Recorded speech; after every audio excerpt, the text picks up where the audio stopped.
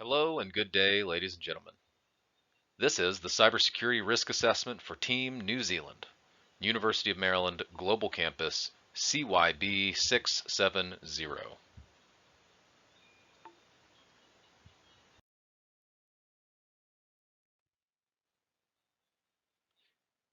Cybersecurity Risk Assessment for Team New Zealand.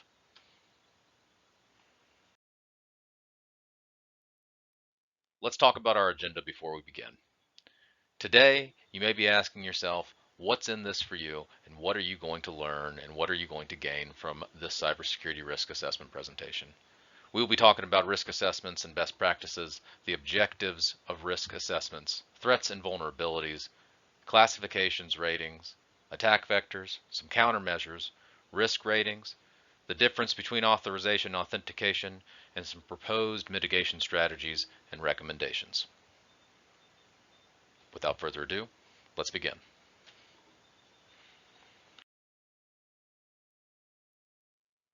So what is a risk assessment? It's a process to identify and analyze potential threats that an organization or system may face. So the purpose of this is to understand how these risks could affect the organization's goals or resources or operations. In our case, it's for New Zealand. Evaluating these risks involves assessing both the potential impact of the risks and the likelihood of their occurrence. So this allows us to make informed decisions with the information that we've gathered to make them on what risks to prioritize. Also, the risk mitigation strategy is based on the prioritization. So we'll plan and implement strategies to minimize the risks of these risks, or the impacts of these risks rather.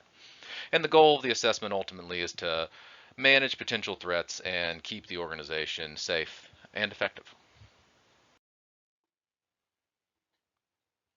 So the risk assessment process starts with identifying assets, which is knowing what we've got.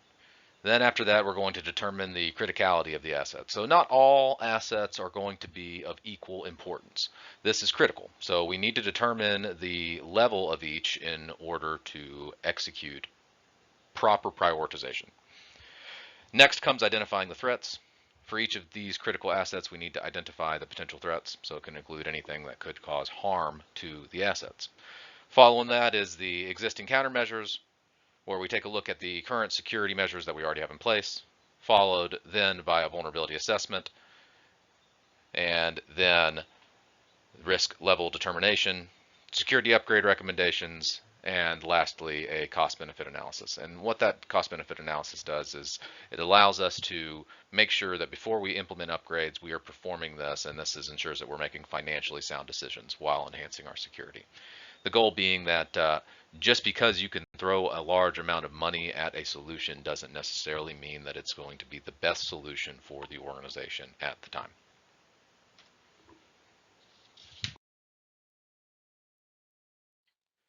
So some risk management best practices, as you can see here, authentication, authorization, access control, encryption, and masking.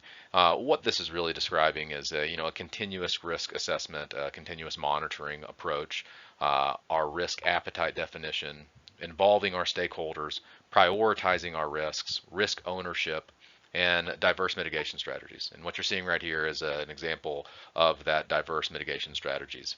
By implementing all of these different factors here, from auditing to encryption to network security and system security, we aren't relying on one single strategy to manage or mitigate all risks. And what this does is it allows that we will have a good, transparent approach in view to our stakeholders who are involved.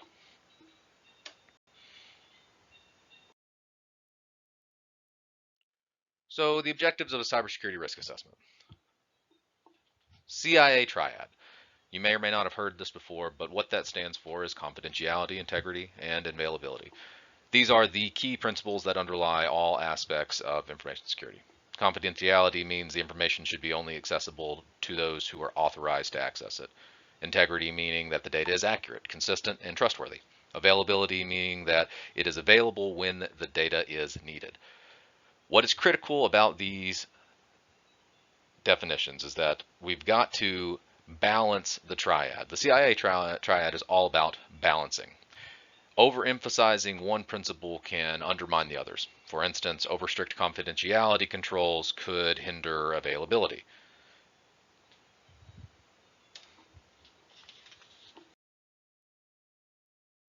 So let's take a look at threats, vulnerabilities, and risks. So a threat typically refers to anything that's going to have that potential to cause harm to that organization. Vulnerability typically is a weakness or gap in a security system, and a risk would be that potential for loss or damage when that threat exploits vulnerability. So what's the relationship here? Understanding these relationships between these terms is crucial. Risks are born from the combination of threats exploiting vulnerabilities. So effective risk management involves identifying threats, patching vulnerabilities, and thereby ultimately reducing risks. In a risk assessment, these terms guide the process. So we identify assets and then the threats to those assets, assess the vulnerabilities that could let threats in, and ultimately evaluate the risks posed. Each term implies a different mitigation strategy because we can't always eliminate threats, but we can often reduce vulnerabilities, like patching software, and manage risks like using insurance.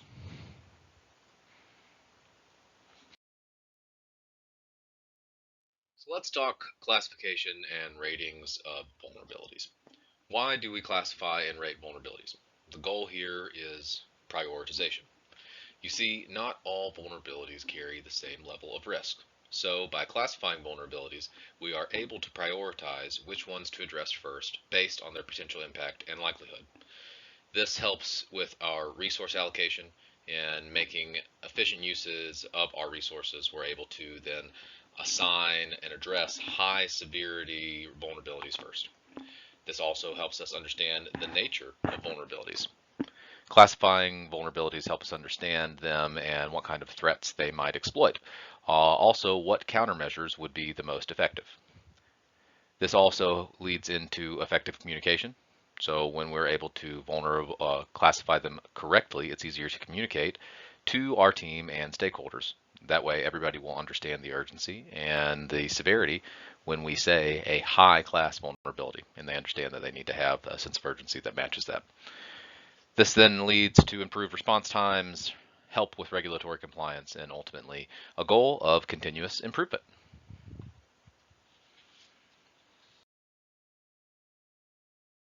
So what we're looking at here are different vulnerabilities and attack vectors. Some of the most common attack vectors are going to be phishing attacks, which involve sending deceptive emails to trick recipients into revealing sensitive information. Ransomware, which would be malware that encrypts that organization's data and demands a ransom for its return. Unpatched software, just software that hasn't been patched or may have vulnerabilities. And then weak passwords.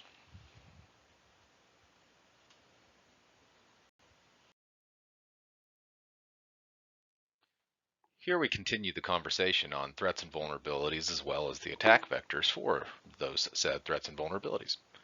Looking at lack of encryption, possible denial of service threats, weak passwords, non-managed devices, and insider threats, we show some of the possible attack vectors in which the possible threats could be exploited.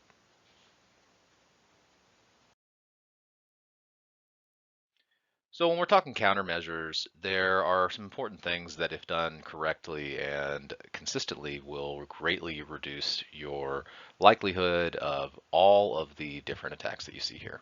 Some common overarching themes that we're seeing are employee training, regular updates, strong password policies, and generally using the the principle of least privilege.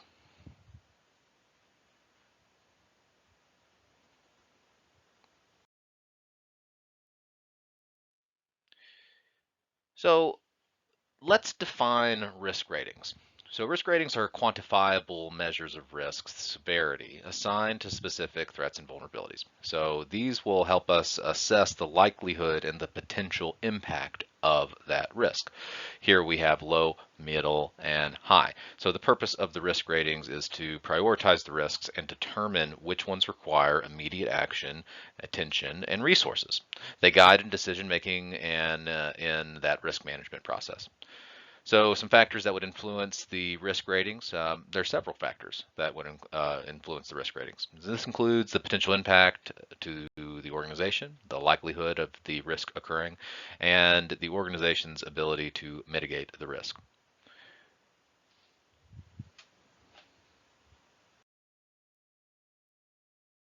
So looking at the vulnerability mitigation process, what we see here: identify, detect, protect, respond, and recover. And this is the core of the NIST cybersecurity framework, which is widely used standard for managing your cybersecurity risk. And you can see in each one of these, we have some different bullet points that highlight what each one of those sections would do.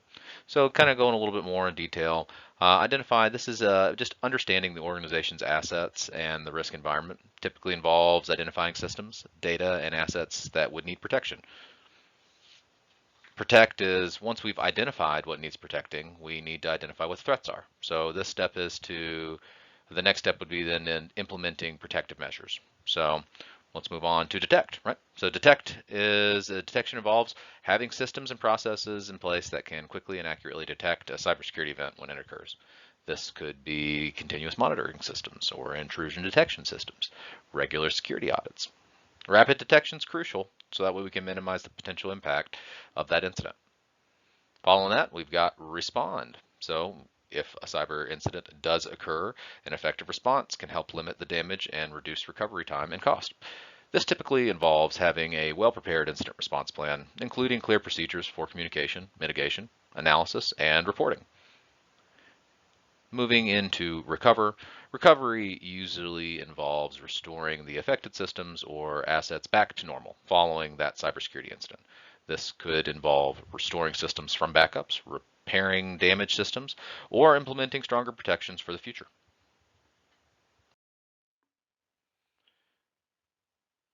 Moving forward, let's talk with authorization and authentication in mind.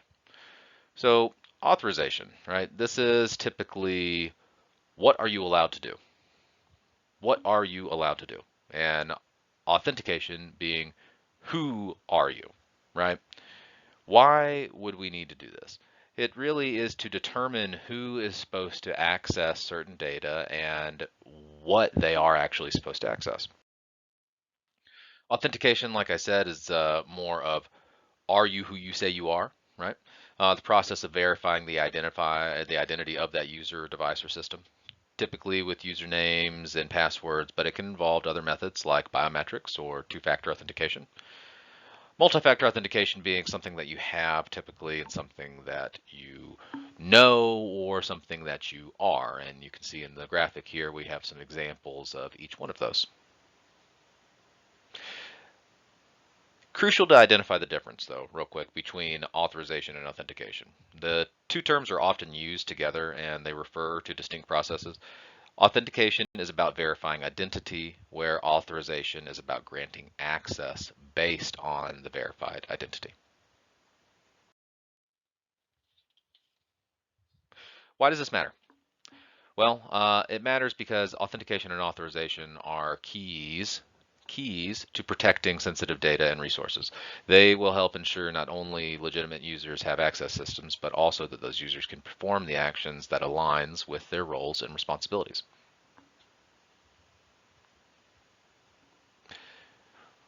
Here we also see some different measures for authentication. Finally, moving on, we are here to our proposed mitigation strategies for the Five Eyes Alliance here, and specifically talking about our country, New Zealand. We've got listed regular maintenance, hardware configuration, hardened configuration management, updating our firewall rules, update disaster recovery plans, restrict access to information assets, implement the use of MFA, implement continuous monitoring, and compliance to 5i regulatory standards. So let's break it down a little bit. Why would these proposed mitigation strategies be proposed? Well, regular maintenance ensures that systems and applications will remain up to date and vulnerabilities patched promptly, where the hardened configuration management will strengthen our configuration management, and organizations like New Zealand can reduce their potential points of failure or exploitation. Updating our firewall rules is just a regular part of firewall hygiene. We need to be regularly updating these to help block unknown malicious traffic, and it'll help keep up with changing threats and giving us a little bit more of a robust perimeter security. Updating to disaster recovery ensures that they are current and relevant, and reducing downtime to potential data loss in the event of an accident or an incident. By restricting access to information access, it's limiting our access ultimately to that sensitive data to just those who need it. So truly putting in practice the principle of least privilege. So the least amount of privilege needed to accomplish your job.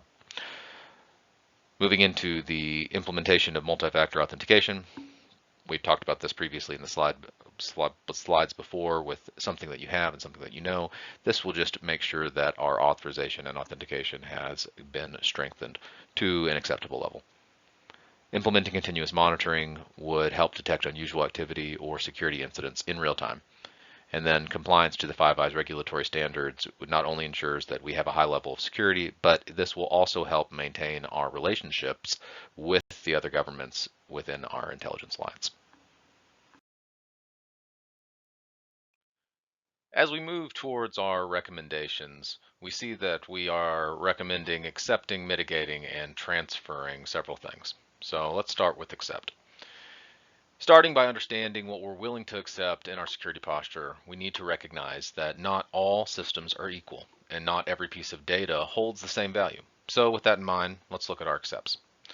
Low priority systems. This is due to limited resources. We might not be able to allocate the highest security standards to systems or data that aren't the highest priority.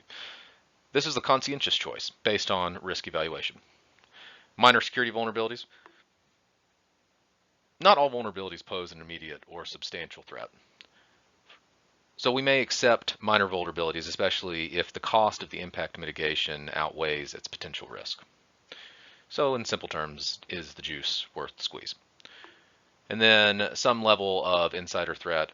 We acknowledge the possibility of some level of insider threat from trusted members of the Five Eyes Alliance, but the risk exists, albeit low, when collaborating on this global scale. Moving to mitigate. Now, while there are risks we're prepared to accept, there's also a substantial effort towards mitigation.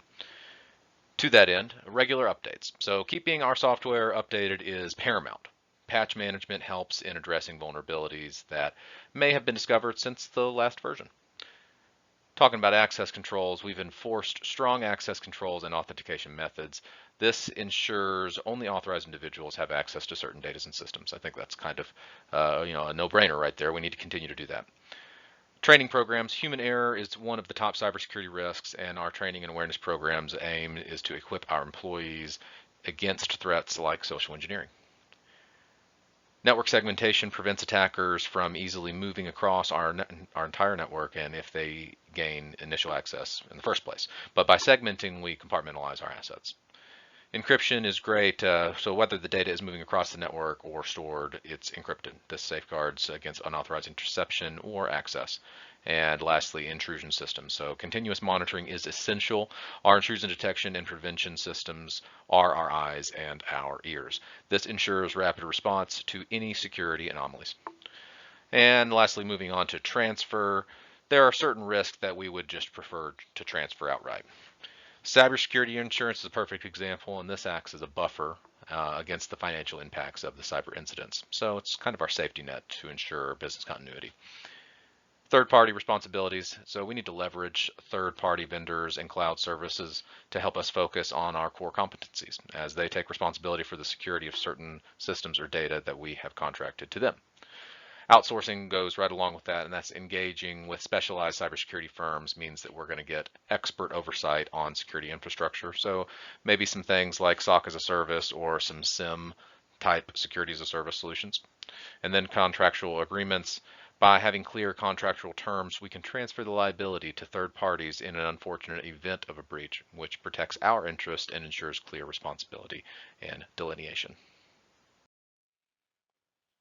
And lastly, our recommendations here are security awareness training, increased funding, and researching and implementing an extended detection and response solution. So security awareness training being that, Human error is often the weakest link in security. So whether it's falling for a phishing email or misconfiguration of a system, security awareness training can help our employees and our team understand the risks and their roles in preventing these security incidents. So it's essential for creating that security first culture in our country. Increase the funding for cyber division. Cyber threats are becoming more sophisticated and prevalent. We see these every day in the news. So to effectively counter these threats, we are requesting adequate resources and increased funding so that we can allow for more advanced tools, hiring of more skilled staff, and implementation of comprehensive security strategies.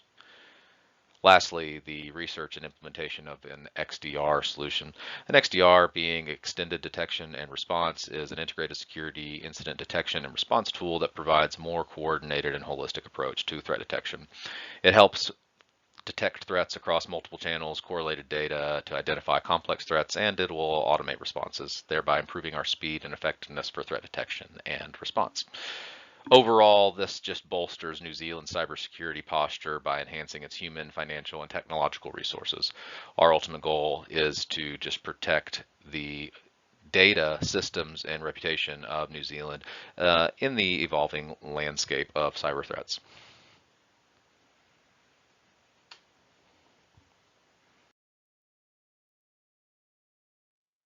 In wrapping up our discussion, I'd like to emphasize the evolving nature of the cybersecurity landscape. For New Zealand and our Five Eyes allies, the call to action has never been clearer. We must pivot towards a more dynamic approach in risk management, governance, and regulatory compliance. In this ever-changing digital environment, staying a step ahead of vulnerabilities is not just recommended, it's essential for the safety and integrity of our systems. But remember, it's not solely about the technology. A robust security strategy is multifaceted, intertwining people, technology, and policy.